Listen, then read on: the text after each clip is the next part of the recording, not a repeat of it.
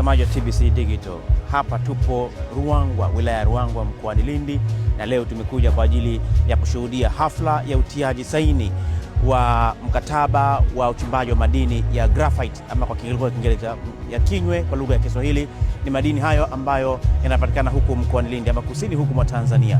Na huu ni mkataba wa ubia kati ya serikali ya Tanzania, Jamhuri ya Muungano wa Tanzania na kampuni ya Lindi Jumbo ambayo ndio itakayokuwa ikichimba madini haya.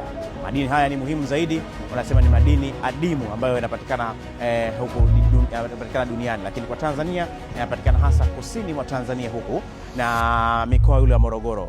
Madini haya, mtazamaji, unaweza kufikiri kwamba ni madini haya ya kinywe yana thamani gani hasa? Madini nilikwambia mara ya kwanza kwamba ni madini ambayo ni muhimu zaidi duniani, kwa sababu sasa hivi teknolojia ya magari inabadilika kwenda magari ya umeme.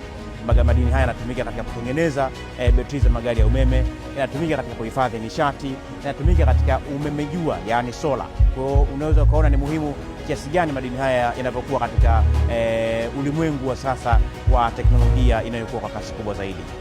Utafuatana na sisi TBC Digital kukupa 1, 2 mpaka mwisho wa hafla hii ya utiaji saini ambayo itafanyika hapa katika wilaya ya Ruangwa mkoani Lindi.